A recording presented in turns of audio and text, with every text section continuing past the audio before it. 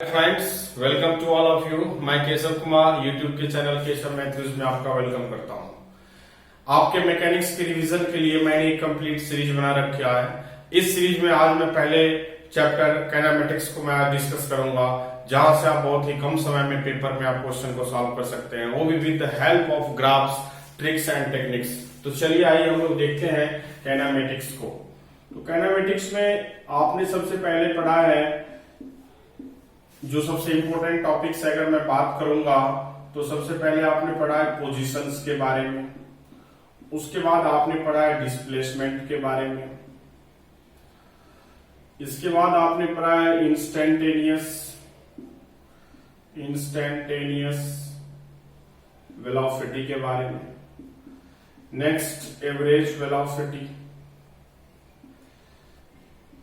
Next instantaneous acceleration and average acceleration.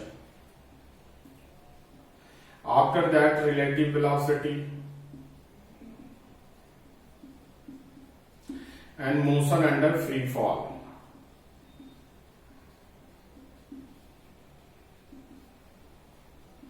तो आप इस वीडियो के एंड तक आप बने रहना और अपने कॉन्सेप्ट को, अपने न्यूमेरिकल सॉल्व करने की अप्रोच को आपको लास्ट तक आपको ऑटोमेटिकली आप इनहेंस कर पाएंगे। तो चलिए आइए हम देखते हैं सबसे पहले एक्सटी कर्व को। XT curve means position time curve. Position time curve, position time curve पहला कर्व हम देखते हैं। अगर सपोज करो ये आपको पोजीशन गिवन हो, डिस्प्लेसमेंट गिवन हो इस वाई डायरेक्शन में और आपको टाइम गिवन हो एक्स डायरेक्शन में, तो अगर आपको ग्राफ और कर्व अगर इस वे में होता है, इस फॉर्म में होता है, it means that displacement is here constant but time is increased. It means that your object, your velocity of this object is zero.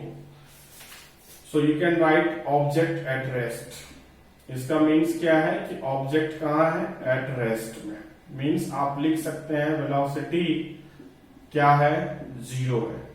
यानी कि ये कर्व बता रहा है कि अगर कोई पार्टिकल अगर इस कर्व को रिप्रेजेंट करता है तो उस पार्टिकल का सिचुएशन क्या है कि वो पार्टिकल रेस्ट में है और उस पार्टिकल की वेलोसिटी क्या है? जीरो है। तो अब मैं नेक्स्ट कर्व पे आता हूं। उस कर्व को आप देखेंगे, that is very very easy and conceptual. अगर आप इसको देखोगे, अगर आपका कर्व इस तरीके से है कोई कर्व, तो इसका मीन्स क्या होता है? तो यहां पे हम देखते हैं डायरेक्टली, अगर मैं इसको आगे एक्सटेंड करता हूं तो here time is constant because there is a certain time, suppose that t equal to 2 second. तो time is certain means time is fix but displacement is increasing. So how this is possible? क्या ये संभव है कि time constant रहे और displacement increase करे? So time constant और displacement increasing, so this curve is not possible. So ये जो कर्व है और ये जो ग्राफ है ना, ये एक्सटी कर्व्स को रिप्रेजेंट नहीं करता है। और वन मोर इंपोर्टेंट थिंग जो आपको रिमेंबर करना है कि slope of XT curve, slope of XT curve represents velocity, represents velocity. किसको रिप्रेजेंट करता है? वेलोसिटी को रिप्रेजेंट करता है। In other words you can also write dx by dt equal to क्या होता है? v। dx by dt equal to v। dx by dt को हम लोग बोल सकते हैं या लिखते हैं, this is the slope of XT curve. इसको क्या लिखते हैं हम लोग? Slope of XT curve. And slope of XT curve किसके इक्वल होता है? वेलोसिटी के इक्वल होता है। तो ये ग्राफ से बिल्कुल क्लियर है कि this curve is not possible for the velocity where time is constant and displacement is increasing. अब मैं थर्ड कर्व की बात करता हूं, नए कर्व की बात करता हूं। This new curve is like this.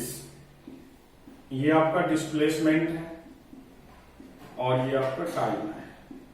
अगर कर्व इस टाइप से हो, इट मीन्स दैट कि हेयर जो एंगल बन रहा है, आप इसको देख सकते हो, ये एंगल थीटा है, तो यहाँ पे जो हम इस कर्व की स्लोप बोलेंगे, this is slope equal to tan theta भी बोलते हैं। तो अगर ये लाइन बिल्कुल intercepted between the axis, x axis और टी एक्सिस के बीच से पास करे, दैट इज अगर इक्वल टाइम में कोई ऑब्जेक्ट इक्वल डिस्प्लेसमेंट कवर करता है, इक्वल टाइम में ऑब्जेक्ट क्या करेगा, इक्वल डिस्प्लेसमेंट कवर होगा, तो इसका नेम क्या होगा, यूनिफॉर्म वेलोसिटी। इसको हम लोग क्या लिखते हैं, यूनिफॉर्म वेलोसिटी। तो मैं स्लोप की बात कर रहा था, तो सपोज दैट अगर ये थीटा इक्वल टू 45 डिग्री हो जाए, यानी कि जब आपका स्लोप का वैल्यू 10 45 यानी कि 1 हो जाए, तो आपको याद रखना है जो भी मोशन होगा वो मोशन क्या होगा, यूनिफॉर्म होगा। So you can easily identify the uniform motion. अगर आपने किसी कर्व्स का स्लोप फाइंड कर रहे हैं और वहां से अगर स्लोप का वैल्यू 1 आता है, तो वो मोशन क्या होगा, यूनिफॉर्म। इसको हम लोग यूनिफॉर्म इंक्रीजिंग मोशन भी कह सकते हैं, या यूनिफॉर्म मोशन भी कह सकते हैं, यूनिफॉर्म वेलोसिटी कह सकते हैं। सो नेक्स्ट हम देखते हैं कर्व्स को। सो हमने बात किया था इसमें इंस्टेंटेनियस वेलोसिटी का, इंस्टेंटेनियस वेलोसिटी, और हमने बताया था आपको average velocity, average velocity and instantaneous velocity.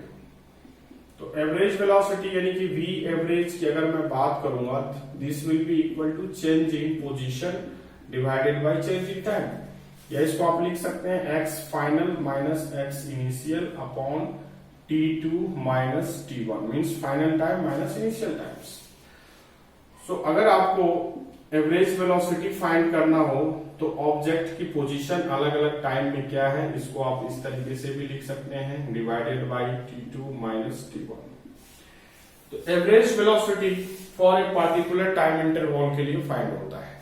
सो अगर आपको इंस्टेंटेनियस वेलोसिटी फाइंड करना हो, v इंस्टेंटेनियस, तो आप क्या करेंगे, ये जो हमारा टाइम इंटरवल है इसको आप क्या कर देंगे, that is tending to zero. This time is interval delta t tending to 0.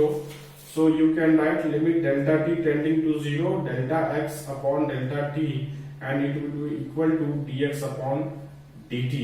इसी को हम लोग लिखते हैं v instantaneous. So v instantaneous का means dx upon dt, या इसको आप लिख सकते हैं rate of change of position with respect to time. तो this is all about the XT curve. अब मैं न्यू कर्व्स की बात करता हूं, this is the VT curves. So VT curves, तो सपोज करो अगर आपका कर्व इस फॉर्म में रहे, वेलोसिटी मीटर पर second and this is time in second. अगर कर्व आपका ऐसा रिप्रेजेंट हो, it means this velocity is constant, velocity is uniform, so you can write velocity is constant, and if velocity is constant means acceleration equal to 0. So particle का acceleration यहाँ पे क्या है, 0 है। And you also note that the slope of VT curve, velocity time curves, represents acceleration.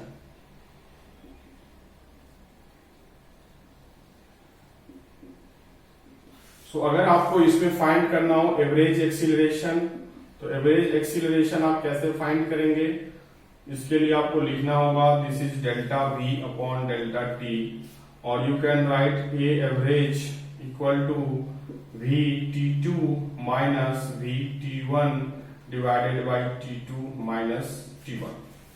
सो अगर मैं इस time limit को 0 कर देता हूं, डेल्टा t को अगर मैं 0 कर दूंगा, so if delta t tending to 0, तो ये आपका एवरेज एक्सीलरेशन किसमें चेंज हो जाएगा, इंस्टेंटेनियस एक्सीलरेशन में।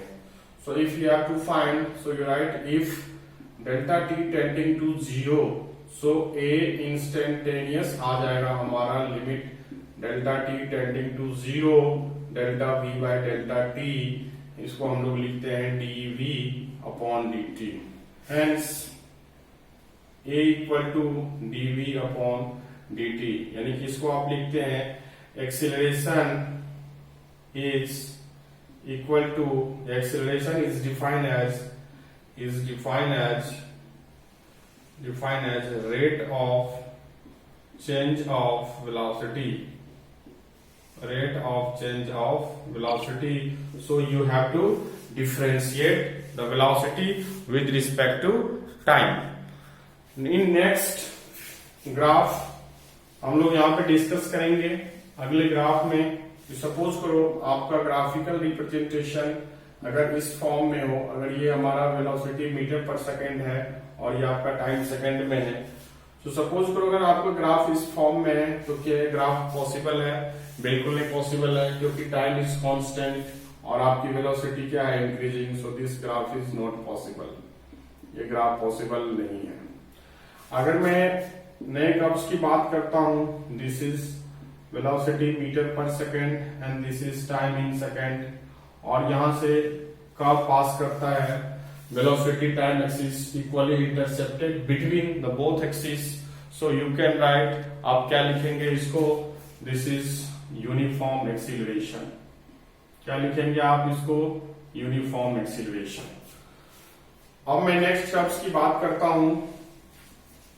नेक्स्ट कर्व में अगर मैं डायरेक्टली बात करूंगा पोजीशन और टाइम का, तो अगर आपका कर्व इस फॉर्म में होता है तो इसको आप लिखेंगे यहां पे एक्सीलरेशन क्या है? पॉजिटिव है।